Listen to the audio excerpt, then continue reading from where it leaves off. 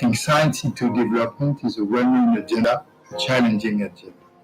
There is no development without innovation, and the EU remains committed to the innovation agenda in Africa. The knowledge economies we are aspiring to need to rely on science, research, and innovation. I thank you for all your kind attention and wish you a successful session and fruitful continuation of the Kenya Innovation Week.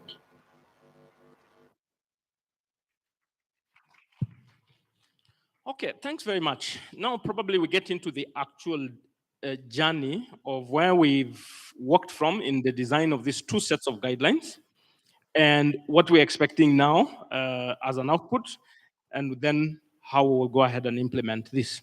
So I will invite Professor Ogada to take us through the guidelines and kind of officially unveil them in some way.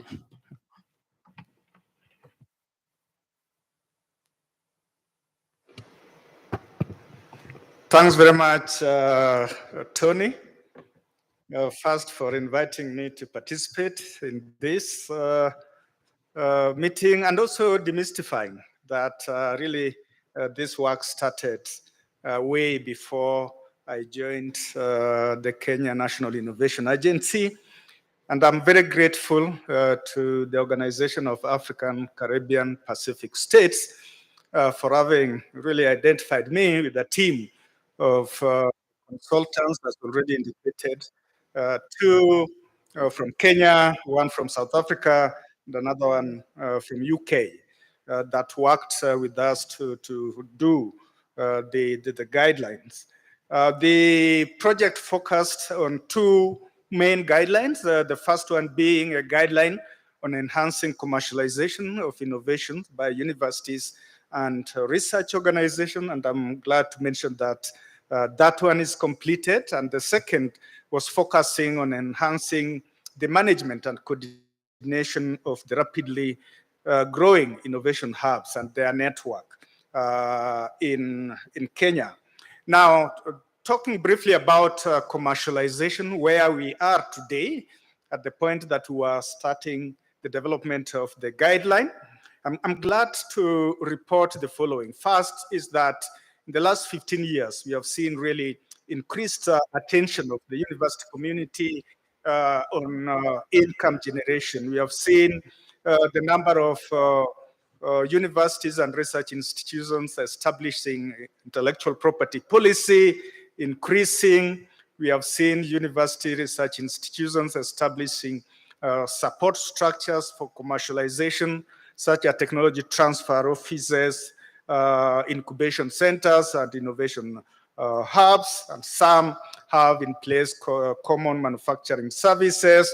We have also seen the numbers of IP application in our national IP office increasing. Again, very, very positive. But there are also several challenges that are facing commercialization in our universities. Today, we see that there is inadequate high-level support for commercialization at the level of vice chancellors and deputy vice chancellors. We are seeing most of the universities and research institutions not having in place a strategy on how to shape commercialization and innovation in their universities. We see very weak implementation of existing intellectual property policies. We see very low conversion ratio of research outputs into innovation and assets. We see commercialization taking place, which is good, but at low level, in a very uncoordinated and very low impactful manner.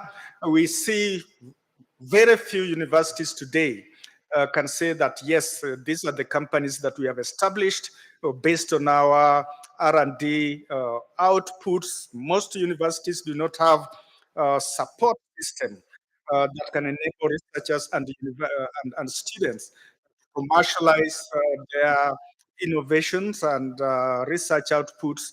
Most of the TTOs that are existing are not adequately resourced and therefore are perceived to be ineffective. So these are some of the challenges that we need, therefore, to intervene with through a guideline. Now, coming to innovation hubs, again, looking at what has been happening in the Kenyan innovation ecosystem, very proud as a country